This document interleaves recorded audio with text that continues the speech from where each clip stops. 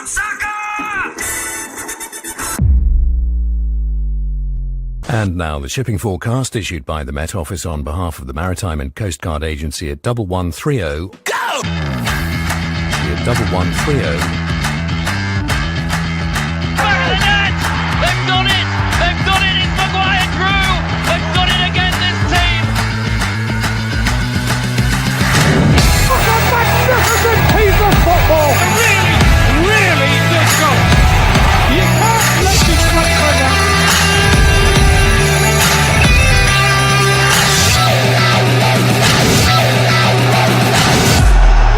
Grimsby are heading back to the Football League. Love it.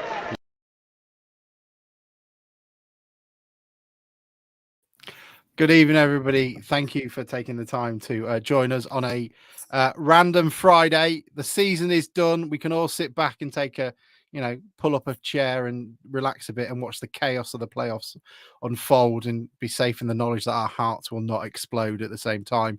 I'm joined by Mike, but how are you, sir? You looking good? I'm well, thanks, mate. You sounded a bit sad that it was me. Oh, I'm sorry. It's Mike, All right. Everybody. Mike is back. How are you? I'm great, mate. I'm great. And we're joined by Jason. How are you, Jason? Thank you for joining us. Nice to see you guys. Yeah, a bit knackered, but all good. All good. And as someone has already noticed, not in a car or lay-by shocker. Andrew, how are you? It's nice that you finally found a place to sit. Yeah, I finally found a home. Someone will actually have me. So no, just for the night though. Oh, is it just for the night? just Fair enough. one night, Yeah. And thank you for everyone joining us, and thank you as well for all the questions you've been sending in. To be perfectly honest, there's quite a few that are very similar. So if yours doesn't get asked directly, I hope this is more of a bus. It will take you in a sort of a near direction of where you want to go. You might just have to walk 20 feet to your house as well. But I guess the first and most important part to start off with, gentlemen, is you've had quite a busy day. New board members arrived, a new partnership. Is there anything you want to talk about with that before we get underway? No, I can do, and actually, I just spoke to Matt at BBC about it as well. It's part of it. Part of it with the announcement is just trying to be transparent about what we're up to, and the strategic intent of the club. The sort of bigger conversation is, when we came in a couple of years ago, we Andrew and I talked about, we thought that, improving the culture, improving the infrastructure, and improving sort of our decision making through data were the three main capabilities. I think on 1 and 2 we've overachieved, quite frankly. I mean, the infrastructure work could be endless, but the culture, the stuff that's happening on the pitch is a direct relationship to the stuff on culture, as people know. We did this engagement with Loughborough University. They did an audit of the business, and the outcome of that really was the biggest impact you can have in the near term is recruitment. So we hired Joe Hutchinson. And then the next bit is how you improve performance and comparables. So, what does good look like in the game? What does good look like globally? How do we create a long-term business plan? How do we bring data and information into the business that can help us, Debbie and Paul, make better decisions and more informed decisions? And that's what 21st Group, they're really good at it. And so, just delighted. It's another step in terms of helping our decision-making process. And then aligned with that is that they're helping us write the 10-year plan for the business. So we had a 3-year plan when we came in, we're 2 years in. So now's the time to be thinking longer term based on what we know, what Andrew and I have learned in the last couple of years, which, has been a steep learning curve for us. And then now we can go, now we've got our hands on the wheel, and we understand the potential, where can we go with this? And having people that understand that, is going to be really helpful. So the first piece of work is near term for next season. And then after that, it's the long-term plan that we'll be building out. And that'll include creating an investment case that we can see if we can bring other people, Andrew and I, to help reach the club's full potential. So, really excited about it. And just as one thing to state, like in every other business I've been involved with, culture and data and that combination are both important. I think we've done a lot of the culture stuff. It'll never be done. There'll be a lot of work to do. The data, there's a way we can go. I think there's a competitive advantage we can get from that. But it's good discipline to try and get experts to help you where you've got gaps. And so 21st Group, part of that. And Gareth Jennings has joined us as an advisor. A, fantastic bloke. B, amazing experience at the top echelons of football. So we're just trying to improve the professionalism of the club, and so both will help. I mean, what I find really exciting about it in a couple of ways is kind of we're the only club in and around us, in either League One, League Two, or the National League that are using 21st Group. So we've got great access to their data, and so when we're looking at things like early wins like recruitment and so on, they're already helping us think about hidden gems that might be out there and players that perhaps are not necessarily obvious in terms. So it's a little bit the old-fashioned Moneyball approach. So I'm personally pretty excited about that, and sort of just weaving that in along with Joe into that process. And then the early stages of what are the early wins, what are the things that, again, from high performance organisations. I mean, Gareth comes from a background of building and being part of building high performance cultures, and so weaving Gareth's expertise in alongside 21st Group, we think is a really strong combination to give us that bit that perhaps is missing from a lot of clubs at this level. But we've all seen the success of Brighton, Brentford, Luton, who have all come from our level and have gone places, and a lot of them have used similar sort of methods. So it's not pioneering, but at our level it's pretty exciting, I think. Most of them came from our cup run as well. But interesting. Actually, you're joking aside, the only guy working in League One is Plymouth. So really? So that wasn't the objective. Is just look at teams that we knocked out the FA Cup, but Plymouth are the only club in League One they work with. And what was Spurs? So okay. You got to get a balance right here. They've got to do their work in their community somewhere. In terms of what was the sales pitch, or not the sales pitch, but what was sold it to you at the time? Because I imagine there must be quite a few companies that are out there that do something similar, and I see that they both work on and off the pitch. Are they going to be doing both at the club as well, or are they focusing on one in particular? Yeah, it wasn't a sales pitch. I went to find them. So we looked around people that are having success, long-term success, and how you build towards that and build towards sustainable long-term success. And when you look around, 21st Group have advised a bunch of those clubs. We've also got really close. I think my last article in the Guardian to a club in Denmark, FC Nordsjælland, and Make to Dream, and they've used them. And so, we just look for comparables and data in our own assessment of where they've helped clubs be successful over the long term. And then, you look around, there's a bunch of data companies, but there aren't data and strategy companies in the same way, people who understand both. And then when we met them, just good cultural alignment, good people, smart people, ask really interesting questions, try to debunk some of the myths about football decision making, so trying to bring rationality. I really like that because as I've said, this is about giving Paul, Debbie and us better tools to do the job, right? And some of it is like trusting your instincts, and some of them is being suspicious of your instincts, right? And that's where data can help. So no sales pitch, we went to find them and they came highly recommended. Was it something you both sort of had a preconceived idea about 2 years ago when you came in, or is the sort of data side of things a journey you've come on whilst you've sort of your first couple of years owning a football club? Just looking at it from the outside, it looks a fantastic appointment, just looking at the history and things. But especially a club like ours, which we hear the same stories about maybe not being as attractive as some clubs, it does really look like a good avenue to be going down, trying to think a little bit, that terrible phrase, but a little bit different, a little bit outside the box. So is it something you already knew about, or just where a point you've got to about wanting to go down that way? It's something that Jason. So, yeah. No, it's something that we look at in our businesses. I mean, data's massive in what I do as well on a day basis. But Jason's built a number of businesses on the back of data science and behavioral economics and similar. And we look at what are the, from day one, we've been looking for what are the drivers for performance that we can get that extra yard out of people. And as we've seen even this season in the league, it's a game of fine margins. So we genuinely want to make sure that we're we're giving every possible improvement to that, and data is I think it exists. It's being used more and more, and I think you see the success of the of some of the football models out there. That we think it's integral to what we need to do. And just to build on that, I mean, I say my day job, but actually this is my day job now. But like investing in the last 20 odd years of looking at tech stuff, there's no successful businesses will exist in 10 years that don't have data science and AI at their core.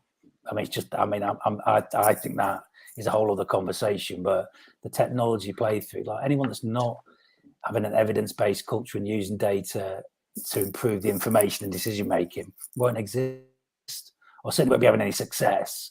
So this is just good discipline and good professional activity in any business, but there's a real opportunity in football because that's certainly down our level. It's not pervasive. So we think it's a good way. We over-index on culture. We believe that, we're trying to turn around a ship that's 17 years at least of work to do. And so I think we've done the heavy lifting on that. And we've started.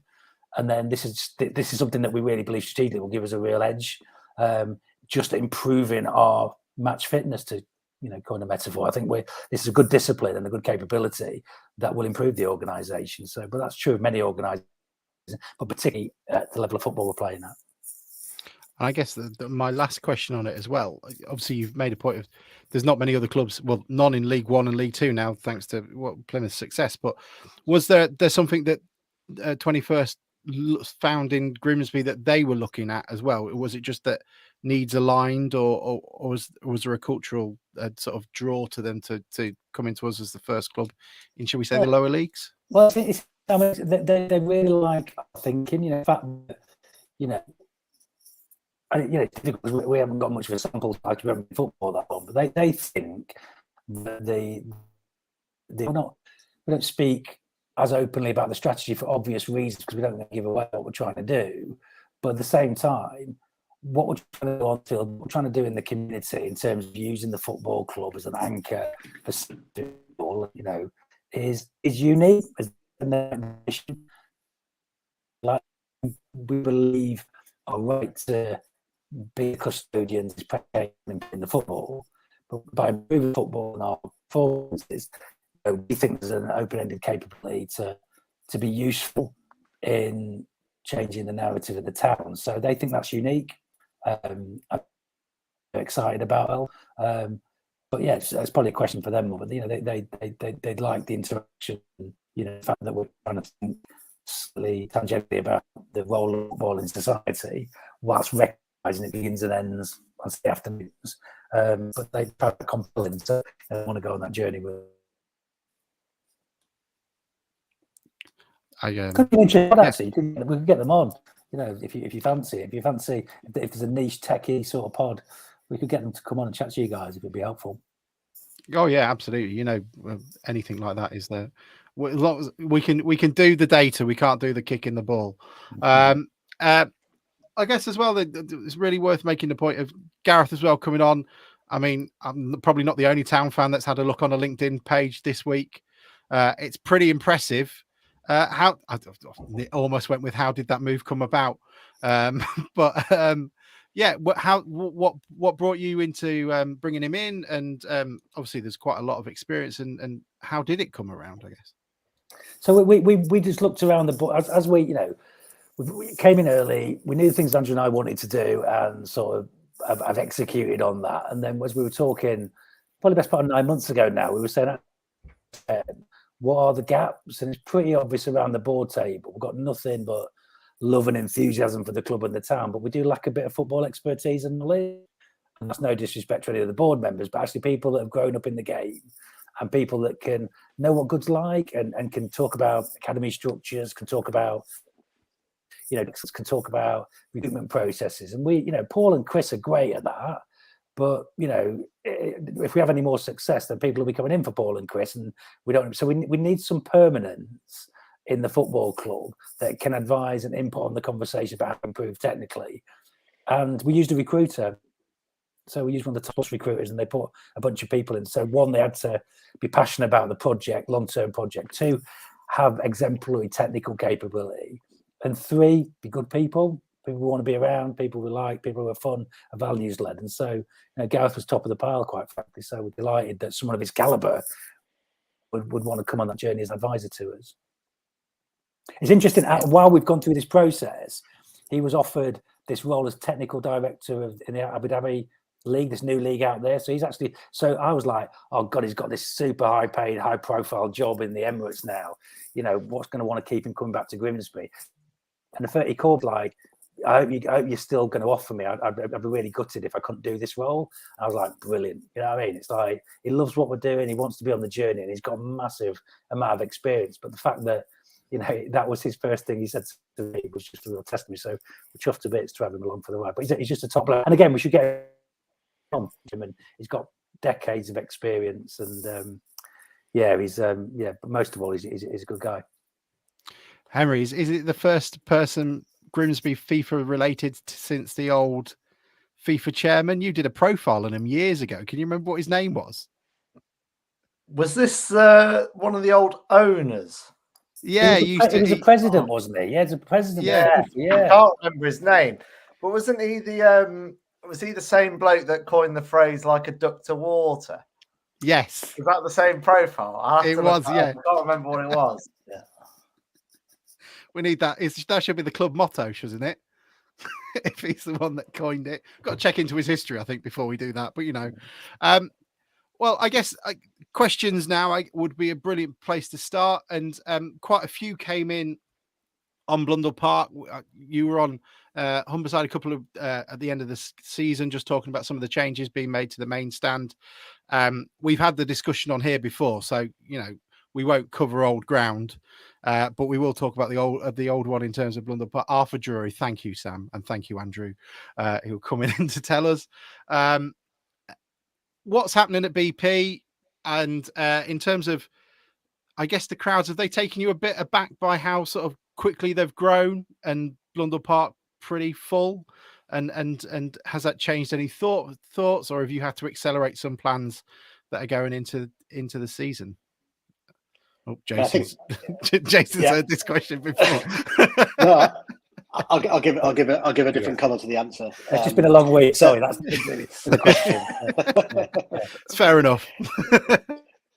I mean, there's a few different elements to that question. I mean, in terms of the crowds, obviously we've been amazed by the crowds that have come in, both at the season ticket level, but also kind of consistently throughout the season. And obviously there have been some issues where we've not been able to get people into the ground because seats are blocked by season ticket holders. So we are looking at ways to proactively deal with that. We've had a very nice response from people who have pressed the altruism button on the season ticket portal to give their seats back, and typically we're getting between 50 and 100 people doing that.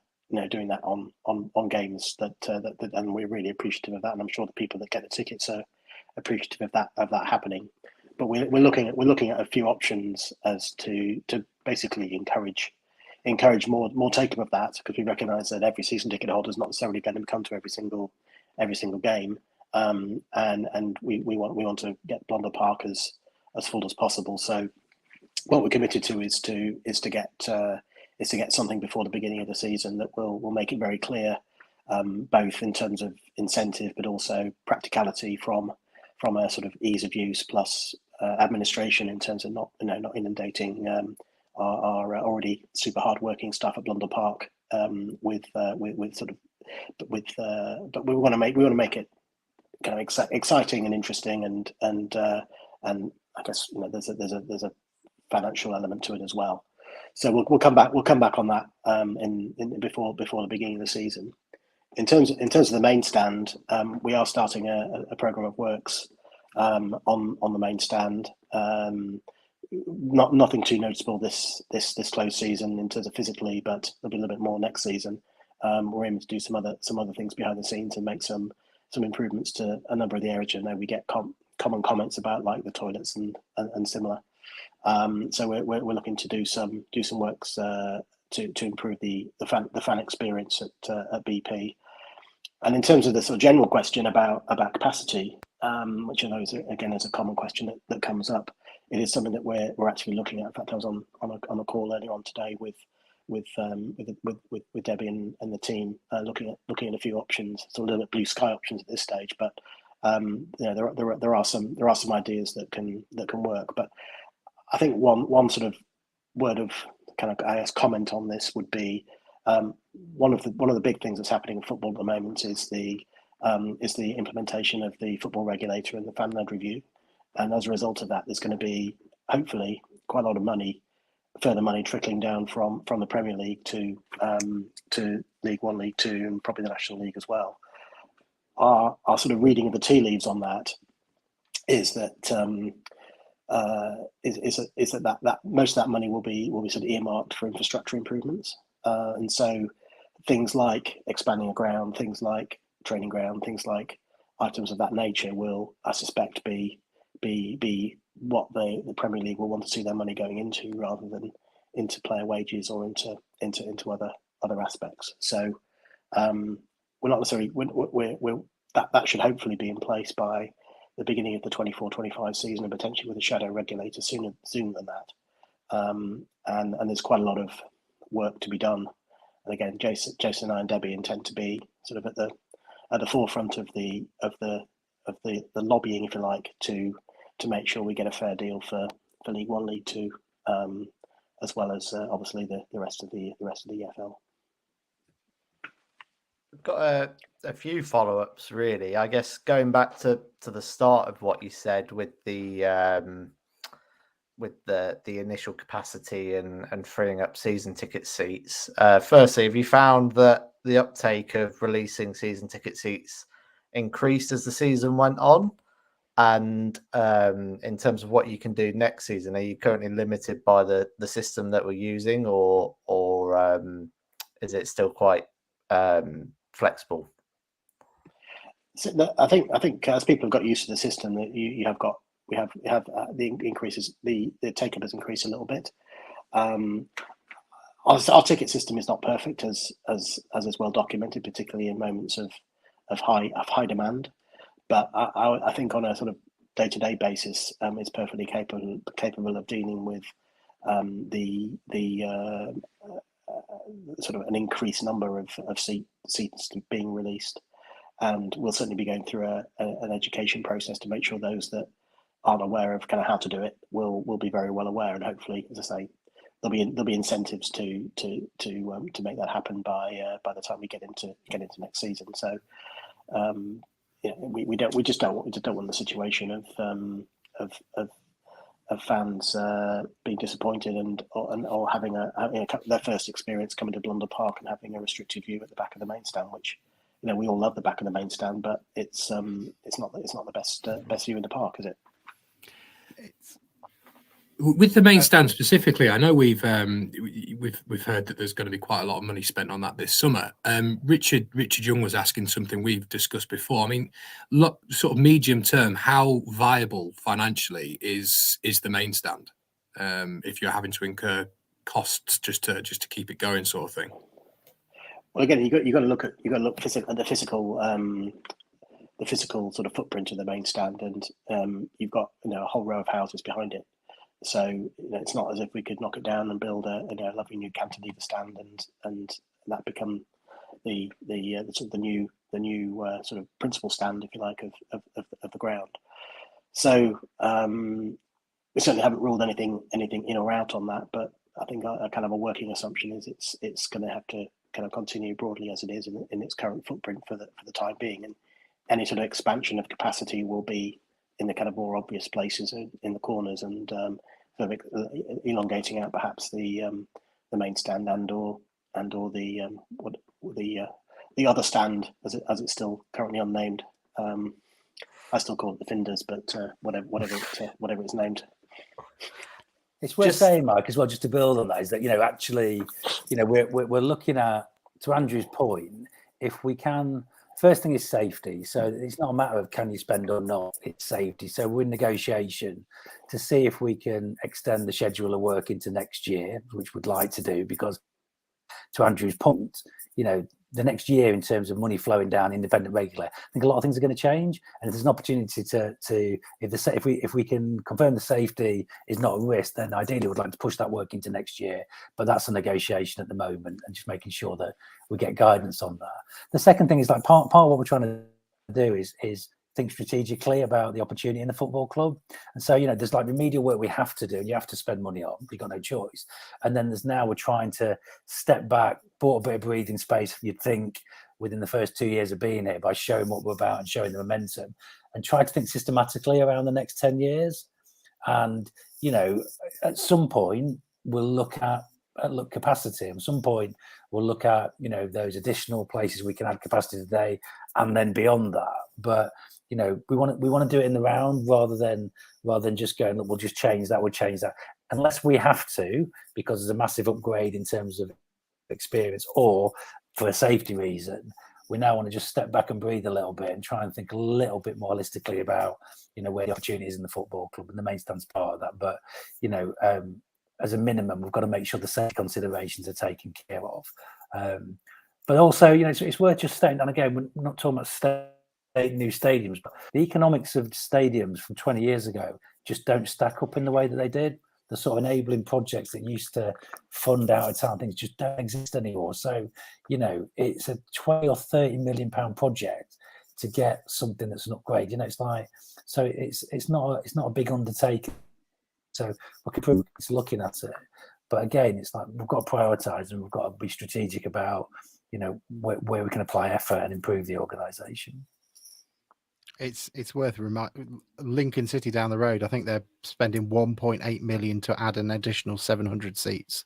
So it kind of gives you an idea of how much it costs just for those sort of places. They've got a heck of a lot more space to make those upgrades should they wish to, compared to Blundell Park. I guess it's a nice problem to have, at least. I don't think you were worrying about Blundell Park being packed to the rafters when you first took the reins.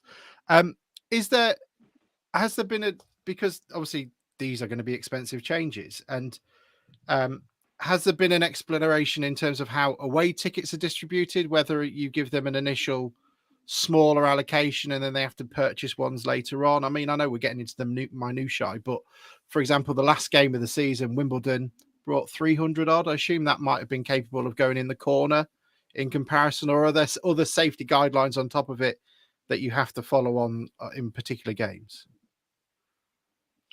There are a variety of considerations for each game, and this season we have experimented a little bit with the Osmonds stand. We've had some games where we've had the away fans in the corner, and sometimes we've had the away fans in the other two sections. Again, it's been good that we've had the demand and capacity, and it's been lovely to see those stands full, and the atmosphere coming out of the Osmonds being terrific this season. I think it's really added to the experience at BP. So we're going to take away again over the close season where we have chance to breathe, and there will be games that we'll categorise as the obviously big games where we'll need to allocate the larger section to away fans. But ultimately we want to fill the ground with Grimsby Town fans, and so within the constraints of the considerations of the safety advisory group and safety and advice from the police, we'll be looking to optimise that situation during next season. But I think it's safe to say that we've had some good learnings this season in terms of seeing how it works both with our fans in the larger section and indeed in the corner. You get plenty of space on the floodlights. You can put the Crawley fans up there, no problem. Come on then, Andrew. Training ground update. Let's get that question out of the way. Okay, there we go. You want it? Next question. No, no. We as you might have heard, the team were actually training the last couple of weeks at Blundell Park because we wanted to get a good start on the training ground at Cheapside in terms of pitch upgrade and renewal, and we've been investing quite a bit in that surface this year to improve things. We are continuing conversations, and I sound very much like a stuck record on this, But rest assured, there is sort of things going. There are things going on in the background, but there's nothing yet to announce. And I can tell you that as soon as there will be, you'll be the first to hear. But so there's nothing concrete to exclusively reveal on the DN34 podcast tonight, unfortunately. We'll live. Don't worry about it. It's fine. You can tell others if you can make some money from it. Tell the others, then we'll follow it up. If I don't know what Matt Dean's pockets are like, but if they're deep enough and you can get 100 quid out of him for telling him first, then do so. He actually just said the same thing to me. I just did an interview about the 21st. But at the end of it, he asked me about the training. I'm like, fuck, we want to do the right thing for the long term. Once we know, we'll tell people. But the ball's in the other part of the court at the moment in terms of people deciding whether they want to do this. So, but it'd be a long process, and doing it right while they're doing it quickly is always the important thing. I think we want to make sure that anything we do is also future proofed. So we're ambitious for the club and for the town, and we want to make sure that what we do is not just that we think about it as a phase process as well, where we can add to it over time. So that kind of goes into the thought process as well. That's good. That was pretty good. That was only a minute or two, so that's good. Mike, I was just going to say story. So just a quick one. So we met some potential investors in Scunthorpe, but we didn't end up investing, and they asked us if we had any suggestions, and Andrew suggested we use their ground as a training facility, so which cut the meeting pretty short. But I thought it was a brilliant joke. They weren't very happy with that. Get them, I mean, it's available to rent. If it's there, it's a market. Mike, what other questions had you seen that you wanted to ask? There was just two quick ones on the stage, and I promised last two is firstly, someone was asking about the PA system. Again, I know you've had that till, and another question was about atmospheres in the stadium. I know we had in the fans on the survey we did that it was more fans didn't want sort of a singing section, but have you put any thought towards safe standing in the pontoon to try and create a bit of an atmosphere in there, or have you given any more thought to that since we last spoke to you? Well, we did spend a bit of money on the PA system, and it has been improved. We've tested that, so the sound quality has been. Look, it's not perfect by any stretch of the imagination, but the sort of media work done, I think it was like 20 grand, but a new system is £300,000+. Like, just not what we're going to spend on at the moment. Like it's okay, it's not great, but in the choices that we're going to make in the near term, again, if the funding comes down for sort of capital expenditure like that, that would be a good one to do. The atmosphere, it's perennial, and we tend to kick this back to fans really, and to the trust. We're saying, look, we're open to suggestions. I mean, safe standing actually reduces capacity, so we keep getting requests to improve capacity, and then we look at safe standing actually reduce capacity. So it's like, well, but actually it feels like, I'm sure that the stand is the thing. It's a bit of an enigma, isn't it? That some of the home attendances just ebb and flow in terms of atmosphere. So we're open to suggestions. We'll look at stuff over the closed season again. But we're open to people making suggestions and coming collectively.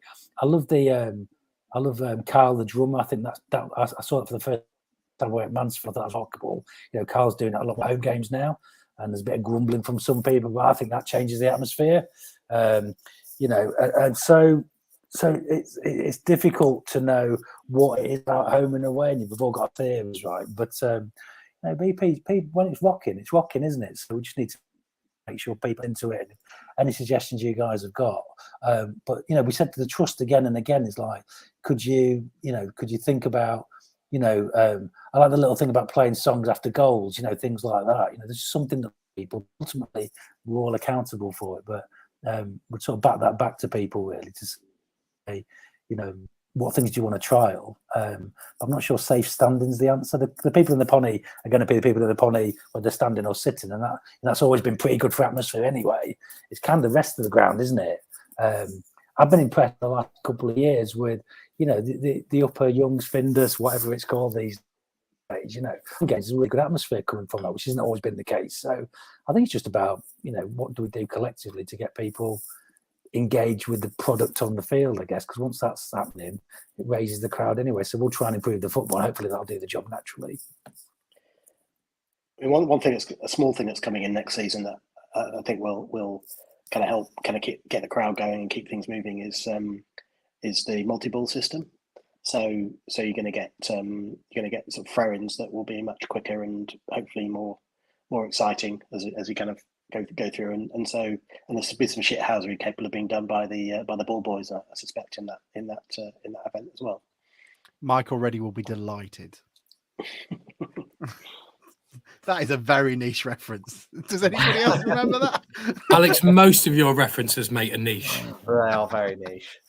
They are. How have you felt about the work that because you invested a lot of money in the pitch last off season? Is that correct? How have you felt that panned out overall? And are you anticipating needing to spend any more this summer to improve it further? Or yeah, we're on that. I mean, Cheapside. The reason we were training on the last 2 weeks at Blunder Park was that we started the work on Cheapside, and that's really we'll get the return on it in the sort of day to day. It's funny, like God, I spend an unnatural and unhealthy amount of time thinking about the weather and rainfall in North East Lincolnshire these days. You know, November was record rainfall, and so when we look at the pitch, it's like we live near the North Sea. It's going to piss down. I don't have a 5G pitch was £1 million, which we'd love to at some point. You know, we've just got to keep making incremental improvements and pray that the weather's favourable. But it was funny on Monday. I was like, for this time of year, I've been coming to that ground for over 40 years. It was in really good nick, you know, for the season that we've had. And people sort of forget that sometimes. And look, no one's happy with like November and January games where it's patchy underneath the stand formerly known as Findus. You know, I look at that all the time. It's like my receding hairline, what's left of it, because it's getting bolder and bolder. Ultimately, we've invested and it's improved. And those of us that remember what that pictures look like at this time of year. But look, we're having to make choices. Both of us would love to be laying a 5G hit. You know, I love it, but you know that's going to be part of the strategic review. And when we go and raise money and fundraise, you know, that'll be one of the choices that we right now. It's just we've got to keep spending to improve it in the tens of thousands rather than the hundreds now. And there will be improvements this summer. And I'm just a shout out to Martin and the team, the grounds. They are really good at what they do, and it matters to them, and they go about it. So it's just a little bit disappointing sometimes when you know they don't control the weather. That's the big thing. And like for the sort of disproportionate rainfall we had in November, considering that we did some remedial work, I think it was in January again, but. You know, there'll be more this close season, and I'm hoping that makes an improvement. But ultimately, you know, if it pisses down, we're going to struggle. We've got a longer close season this year as well, which should help in terms of that process. And there will be track to watch will be available as well as the close season goes on to keep us all entertained as we wait for the round ball to come back. I'm delighted to hear that. Yeah, don't with Henry. He'll be.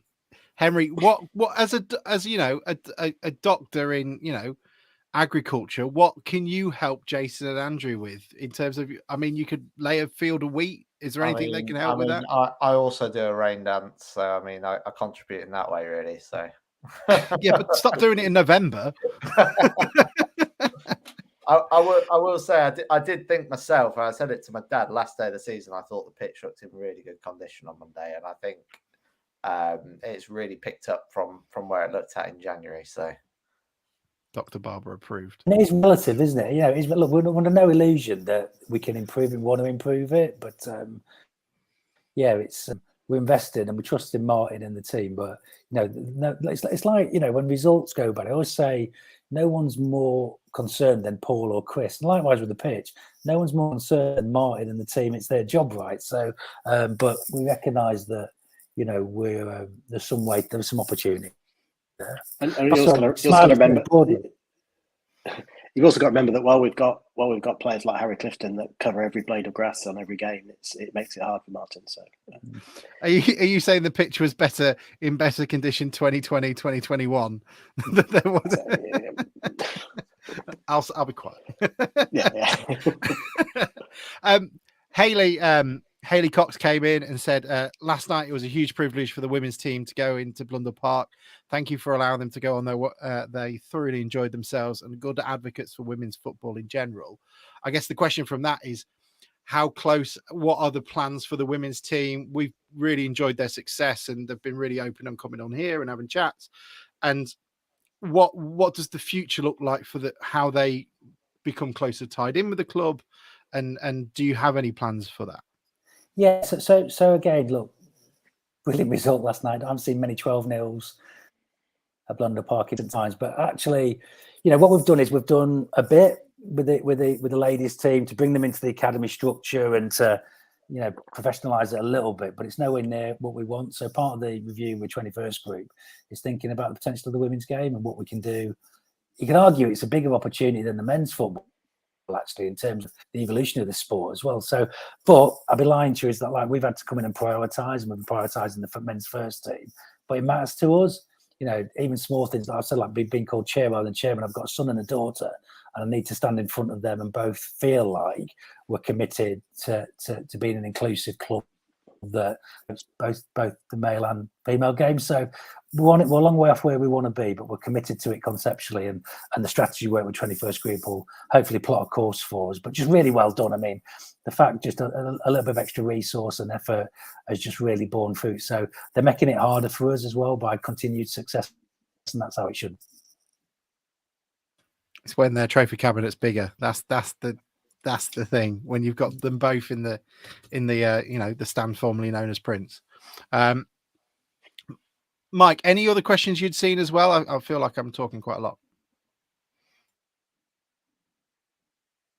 Yeah, so one that sort of came into my head is the last couple of seasons we've been quite a quick turnaround. We've had various things happening at the end of the season, and this year, even though every game counts, there's obviously been a bigger lead up into the close season. So, sort of from a fan's point of view, is where do you think we're placed in terms of preparations for next season on the pitch? Are we ahead of where we've been, and are things rolling on that side of things? Well, I can start and then maybe Andrew join in. I mean, I'd be surprised if the club has ever been as prepared as we are now. I mean, we started thinking about the budget process in January. So we had a budget, that we'd, at least as a baseline for Paul and for Joe, to start thinking about targets, by March. And so the idea that this club was thinking and planning for next season way before the season ended, the club for a long time said that never happened before. And that's just about being thoughtful and planning carefully about what we want to do. Second thing is, Joe joins us in November. It was a bit early for January, I think, but he was very helpful in January. But, we've been thinking, planning and talking to potential targets since then. Whether we land all the ones we want, obviously not. But the fact that we're having those conversations and we're marketing ourselves to players and thinking about, those conversations, got to put you in better shape. You just look organised, you look professional. And so that's really helpful. I think what I'm most excited about is a little bit of space to breathe. We're all going to have a break. But actually, it's been so wonderfully chaotic in terms of the playoffs last year, the short close season, the FA Cup this year. But it's been relentless, and everyone's knackered. And so I think one of the things that I've been really uncomfortable with, and Andrew shares this, is we just haven't been as systematic in our thinking and planning for the long term, which is why I'm excited about the 21st group stuff, because it just gives you the chance to listen about the choices while they've been reactive. We've been a bit reactive, and it's worked out right by the league position, I think, and the FA Cup stuff. But I'm really looking forward to really planning the next few years and being responsive and having to stuff. But I think that's the bit for me, is after a bit of a break, it's thinking about plotting the calendar of events, thinking about when we need to start thinking about different, things like kit renewal, things like season tickets. We've got 2 years of cycles now where we understand when the deadlines are and when we need to start thinking. And both Andy and I like to spend time thinking and debating to make better decisions. And it's been a bit reactive, to be honest, just by the nature of how it's been. So that's the thing. I think we're in really good shape, and time will tell, whether that thinking time's been helpful. We've really been enabled, Paul and Debbie, to start making decisions earlier, and importantly, give them a break. So they're both getting a good break in the next month or so, which is absolutely critical to sustain this pace as well. And then importantly, we've got a bit of time now with some good advice and some good experts to really start thinking about the next few years as well. So I feel really good about it, and it feels like my natural habitat more than just responding to everything. As a CEO, you have to be responsive, but actually what's equally as important is being thoughtful and strategic and planning as well. And we haven't had a chance to do as much of that as I would like. So I think we've got that chance now, which is great. I think if I could add a couple of things, obviously the FA Cup run this year has been fantastic in terms of the club's profile, and sort of kind of growing the profile across both our league and above and below. But we're thinking, as Jason sort of alluded to, we're thinking hard about how we we recognise we're in Grimsby, we are geographically where we are. We're not going to move. And so how do we market ourselves to players? Clearly, Paul and Chris are a great ambassador for us, and you've only seen some of the improvements of and performance of some, not all, but some of the loan players that kind of come across, and we're building relationships with quite a lot of clubs above us. I mean, we've had, without naming names, Premier League clubs saying to us, what are you looking for this year in terms of positions.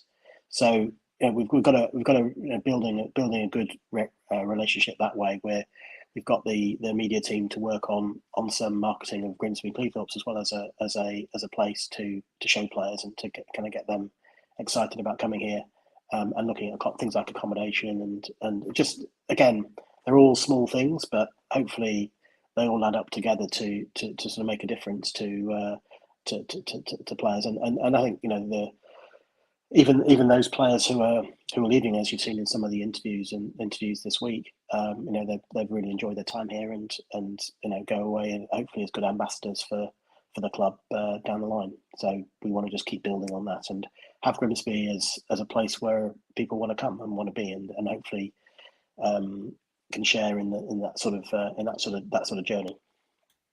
I guess it's small changes, but they're definitely the ones that we've talked about ad nauseum on this show, where you talk about promoting the area, making them aware of the good schools, liaisons for the players if they're moving here. I guess this is a great area for young families, because we spoke to the Wimbledon podcast. They were kind enough to take us to the ground and stuff.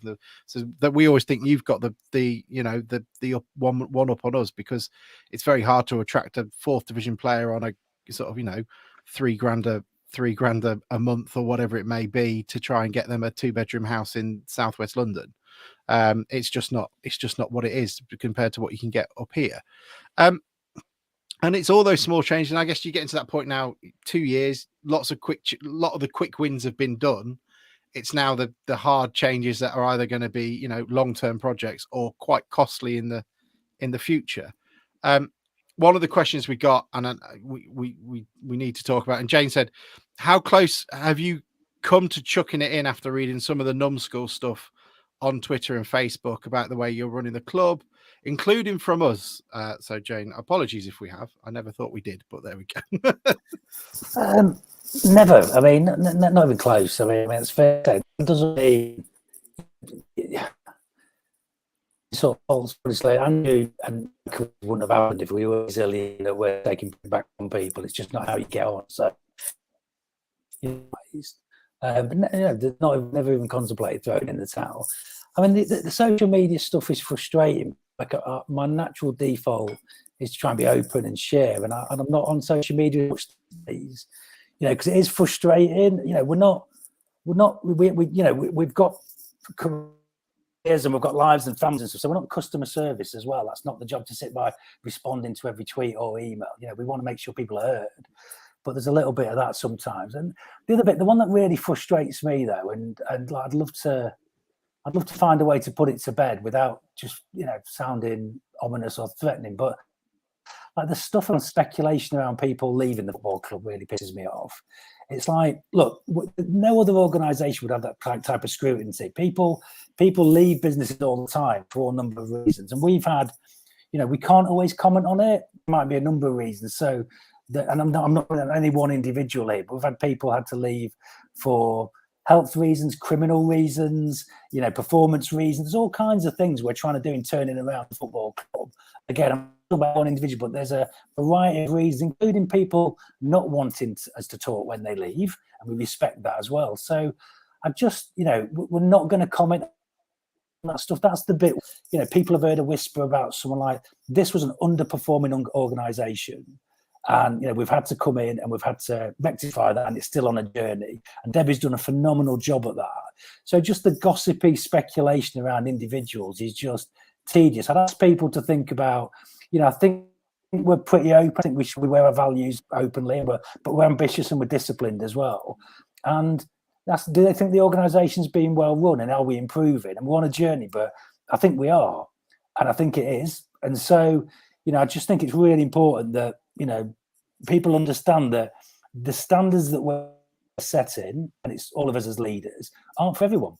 And, I never speak disparagingly about the past, but it definitely wasn't being managed in a way that I or Andrew would manage a business around performance management, around objectives, around standards, around the sort of discipline we expect. We want people to feel that they love their place of work and they're happy there. But the quid pro quo for that is that they need to be committed and step in and be part of that journey and own their own roles. And it's just not for everyone.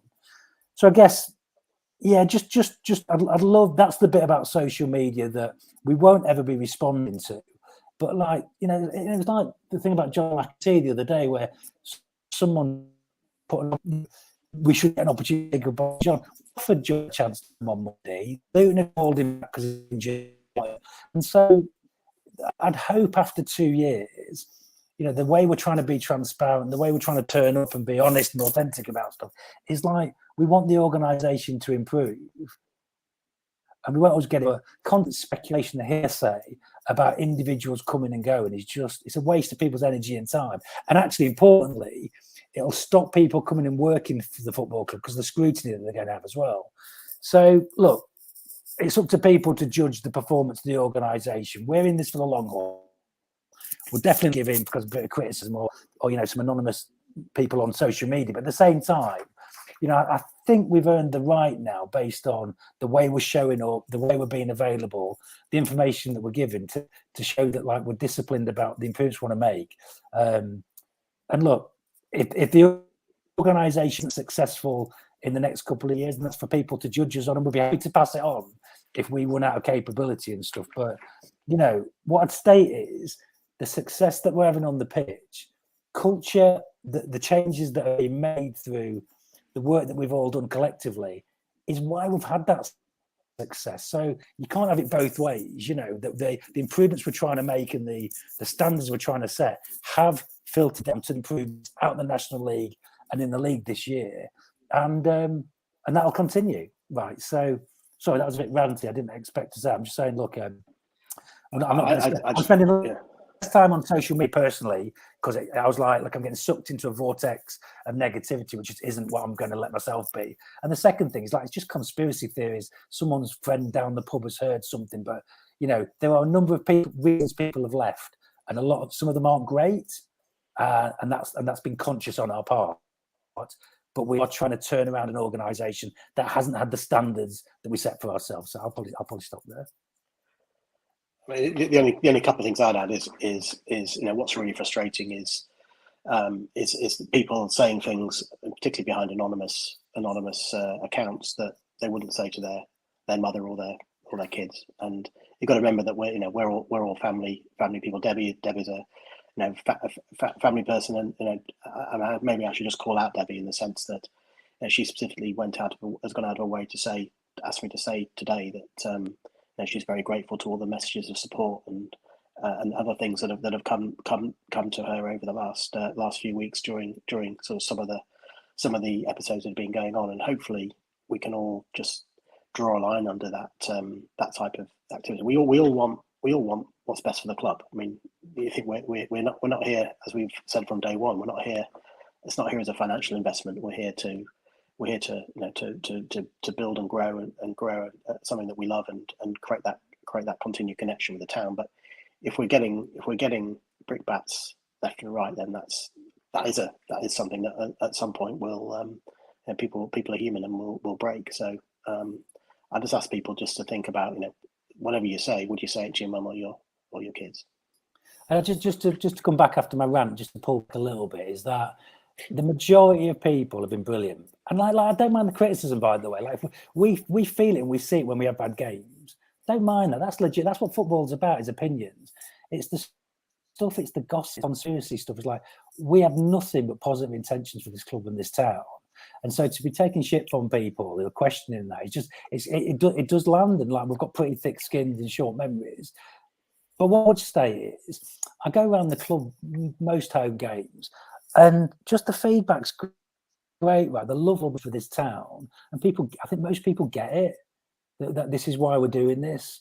And so it's a match day to me, a really positive reminder, particularly when we talk to kids and families and stuff about, what's going on. So it is a small minority, but it does land, right? Because they have the small minority has a loud halo online, but it is a minority, and the majority of people, and again, I welcome their opinion about when things aren't going well, but that's a different thing, just to being, conspiracy theorists and critical, and then the stuff that Andrew touched there. But I'd just like to say thank you for everyone that, I always said, and I repeat it again, is like, you'll have sort of, people who support what you do, and you have skeptical people, which is absolutely fine within that category, to be convinced or allowed, and then the cynics, and it's that small minority of cynics. Just don't listen to them, and it's that those people online are in that cynics.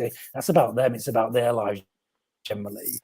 And so we're just trying not to be dragged down to that level, because I've been nothing but, wonderfully surprised. I think it is surprised by the amount of alignment between people who know that, we want to improve the club and stuff. So, we stand in the little banter there earlier, which I stand by, but actually it is a small minority.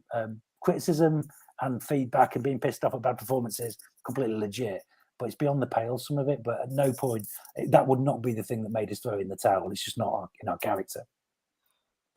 So just one follow-up question to you both, really. I mean, you both had great careers and, vast business experience. Having good cares, Penny, be careful. I'm retired yet. Not over yet. But this was to me and Alex, sorry. But how hard have you found the process of turning the club around, with this added context as well, with the social media stuff added in, relative to, say, some of your experiences in your careers? Well, I love doing it with Andrew. Like, it's great to have a partner. I think it'd be hard to do it on your own. I think it'd be possible almost to do it on your own, because I think just having someone that, we support each other, we challenge each other, we don't disagree on much, which is great. You've got sort of values alignment. Not really that much harder. I think the constituents of crowds and the things, the one difference is, as CEOs in businesses, you can really affect change and performance on a business by getting involved and hiring, and whereas we can't. There's only so much we can do in terms of affecting the results on a Saturday afternoon. That's the big difference. There's a little bit more of a distance between the things that we can affect and the output of the business, being performances and results. But no, it's the same sort of disciplines. I think it's it's culture, it's infrastructure, it's people, it's marketing, it's the same stuff. It's just got a slightly different construction of it. But yeah, having stakeholders in supporters and fans, that you have to hold it. It's heavier. It's more precious, because we know our time's finite. We've got 140 years history, and there's another 140 years ahead of us, hopefully. So we know this time is finite, and we take that seriously. But it's a real privilege. The pressure and stress is a privilege of doing stuff that is important and makes an impact. So I feel it that way. I feed off it that I always have. It's nothing in life comes without pressure and stress. It's getting the right levels. And what a gift, right? What an opportunity to be, trying to write a small chapter in the history of something that we all love and is a massive part of our identity. So it in some ways it's no different, but for me, just it feels like, a real privilege. The pressure that we feel is a real privilege to have, because we know how important it is to all of us and the town. It was something Richard was saying with the question asked, which sort of links. Sorry. So I was going to say, Andrew, whether Andrew just goes down, hey, Jason's a tosser, I don't like working with him, or something like that. No, you're all right most of the time. I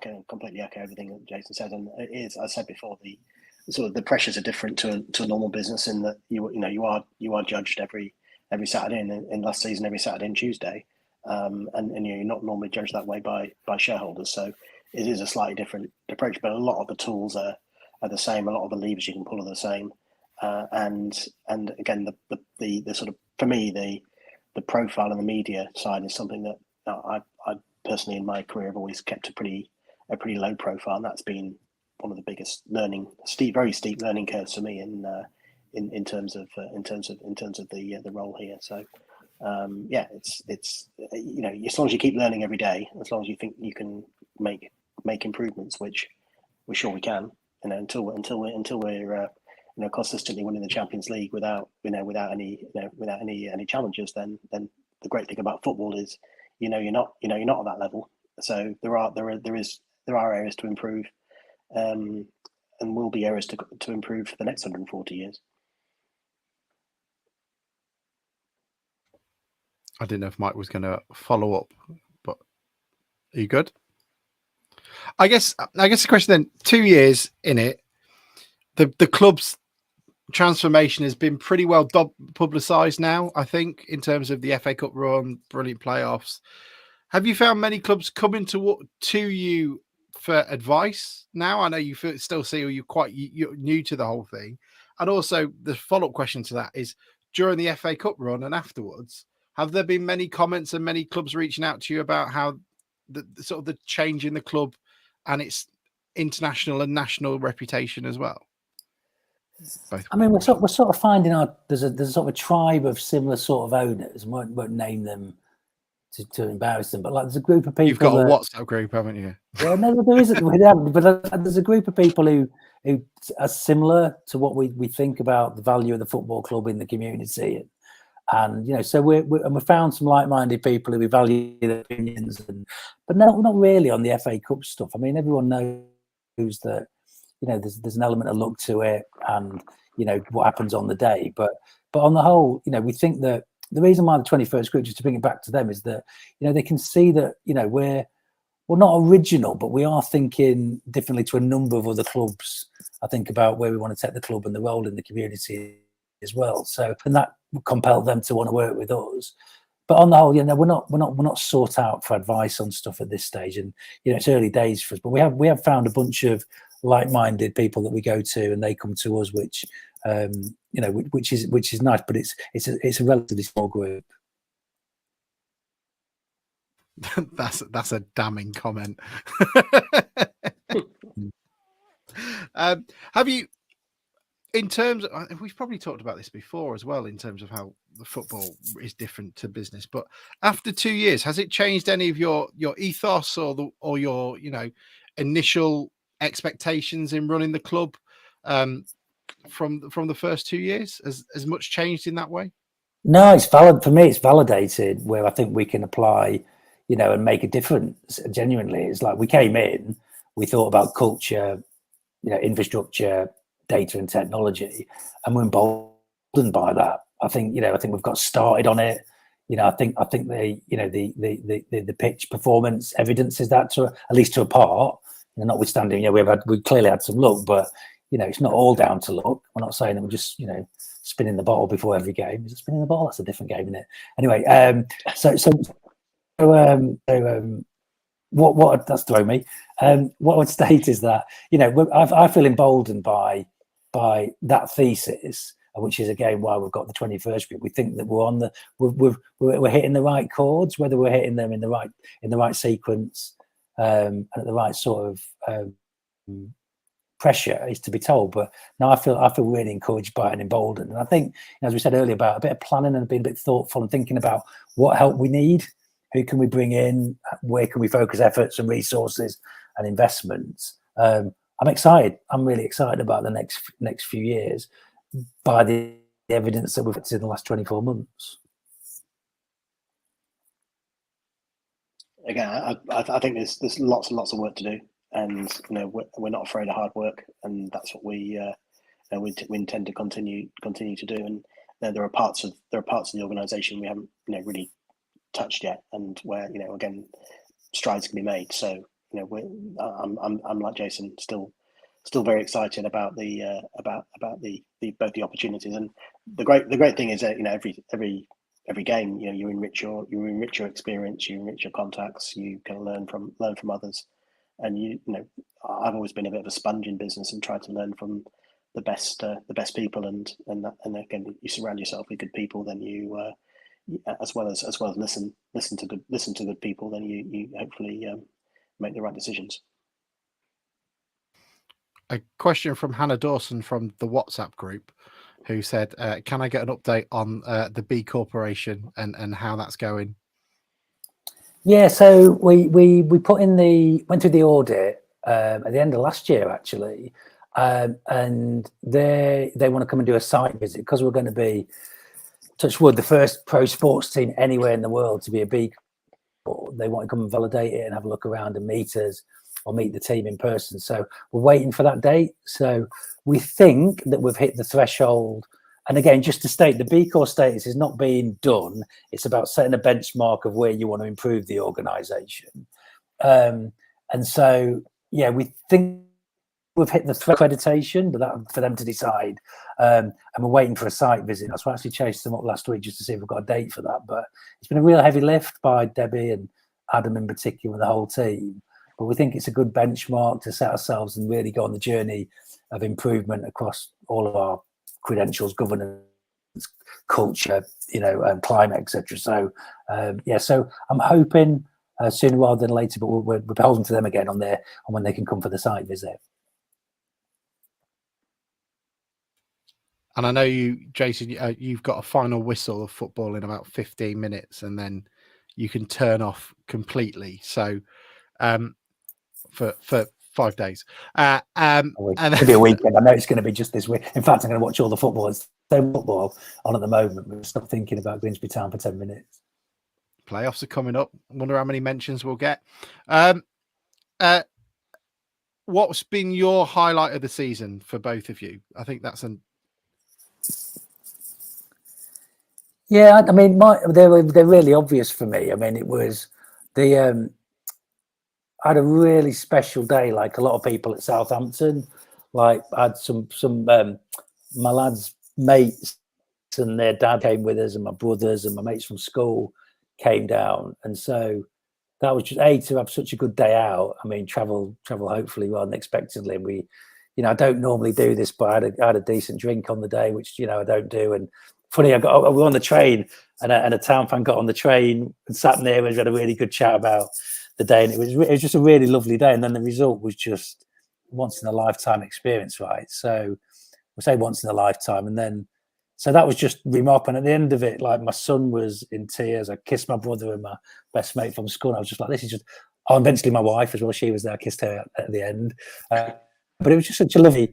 What a privilege to be at a game and experiencing that. And then quickly followed by. I genuinely, I'm not overly emotional. I think I've got an emotional side, but like they after the game at Brighton, seeing everyone staying behind and singing, I thought that was just such a beautiful moment in the history of the club. That connection between the fans and the players, and to be in that setting, and I was like, that was something for the ages. And I thought it was such a great example of when you win, when you're losing, because that moment will take to the grave. It's such a phenomenal experience. So that was a couple for me. There's been many along the way, but those two really stand out because they were personal with family and friends and with Andrew. I mean, for me, it's similar. I wasn't at Southampton, but I was travelling again that day. But on that day, it was quite late at night. I had to be in the Middle East, and the person I was travelling with, we both had a couple of drinks before the game because we get a bit nervous, hoping it's going to be shown on Abu Dhabi TV, but it wasn't live, so I had to go back to the room and watch it on my iPad. And my friend who happens also to be with me when we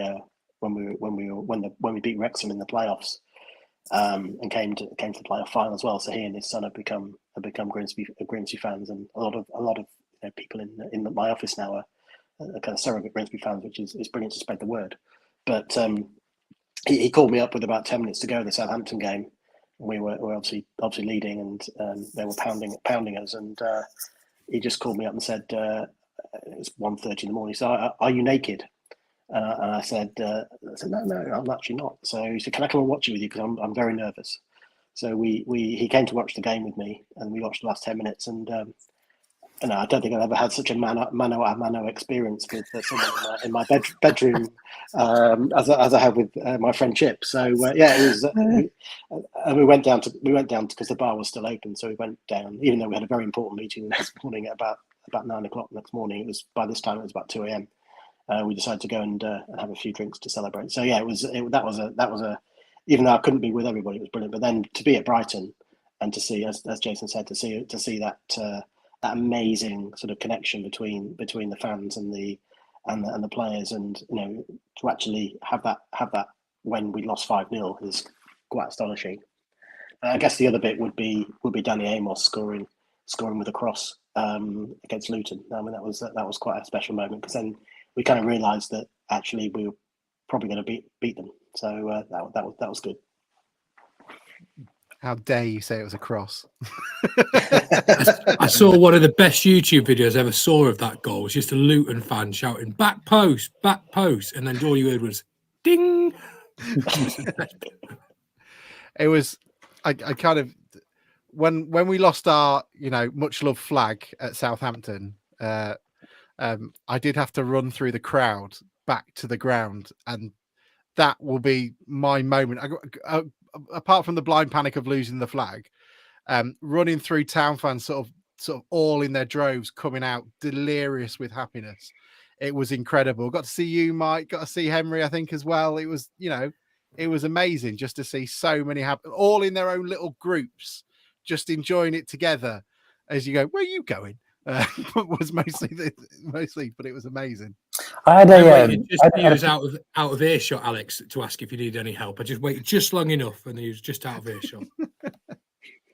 I had a mate in London. So that couple of weeks before the Brighton game, we said to Debbie, like every media interview that we're offered, let's take it. This is a moment in the sun for the town. And so we did all kinds of stuff. I think I told you the story. Like I did a Spanish TV, and I tried to act clever and speak Spanish, and I ended up by asking for a pencil case or pencil sharpener. It was like, anyway, I hope that never shows up. But like we were so in this cycle of doing interviews. Not even on the morning, I did 5 Live and Radio 4. And like 2 days later, I had a meeting in London with a friend of mine that's an investor, and he's like, not really into football. He went, "Did you know that the whole country was rooting for you?" And I was like, "What do you mean?" He was like, "Just the media." And he said the whole flavour of the media was everyone was rooting for Grimsby Town. I said, "Well, I didn't actually, because I didn't see any of it, because we were in it and doing it." But that was amazing for me. That someone that I know doesn't like football or watch football was talking about. He's a Chelsea fan. So that's the title of the story.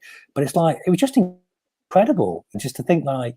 We still don't really, even now people mention it and talk about where we popped up or they heard us on stuff. And I just thought, I think we squeezed every last drop of attention and love for the town off the back of that. And it was a real privilege to be involved. But credit to Debbie and the team at making sure that we exhausted every possibility, because it was we really pimped ourselves out.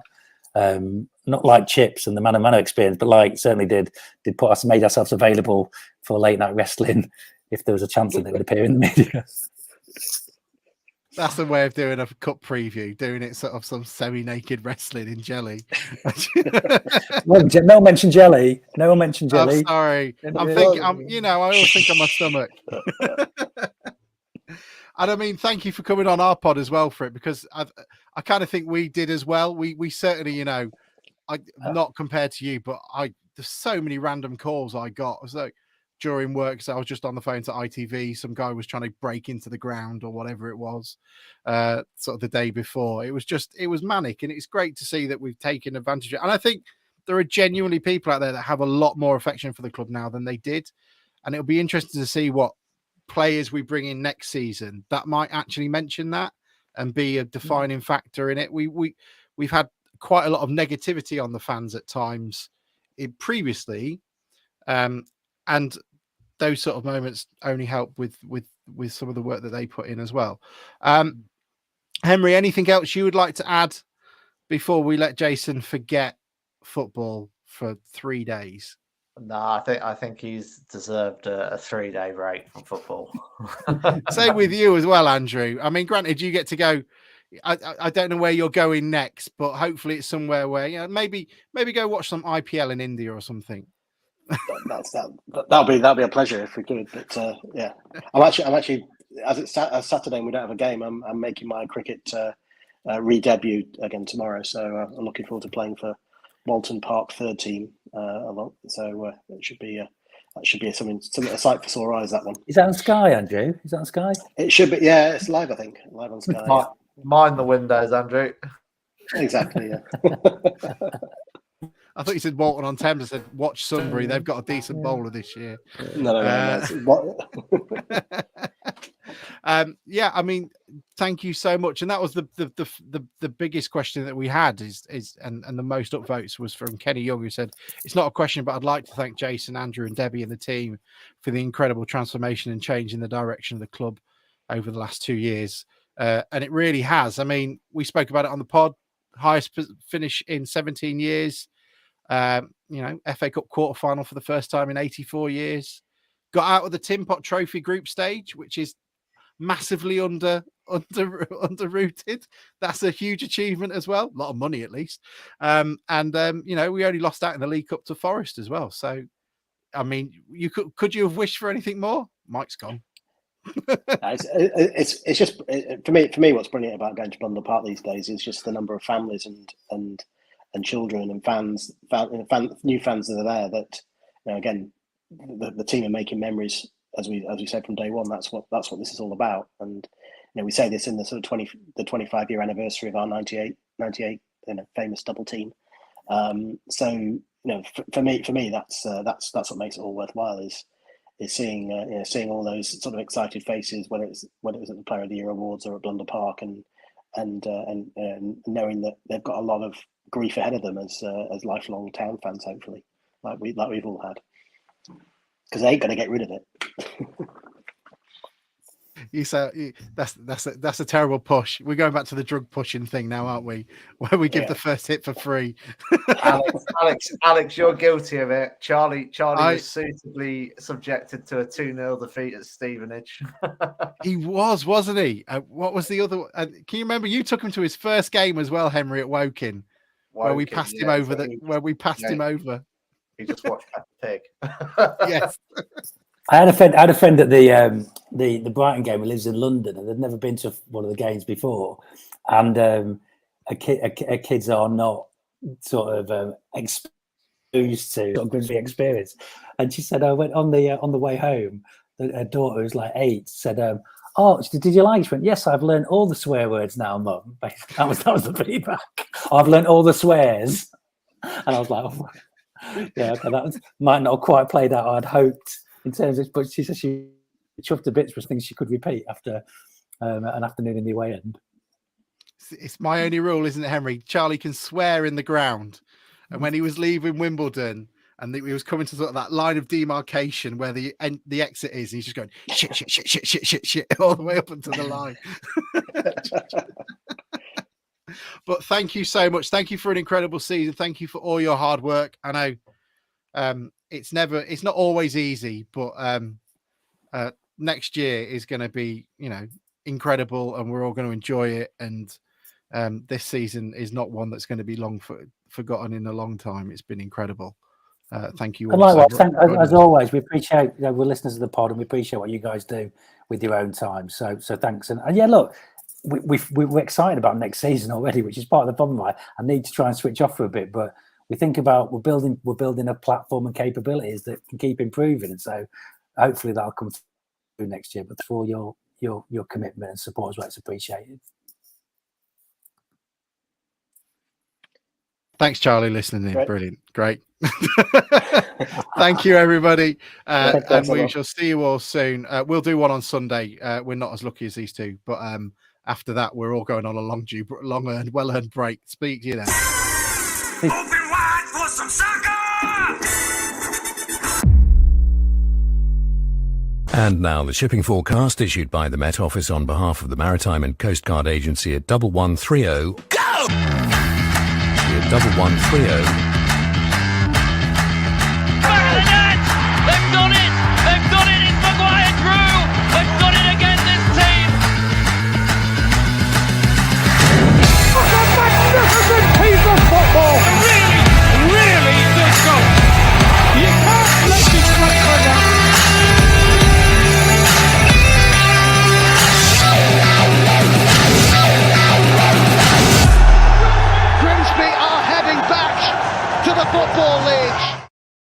Love it.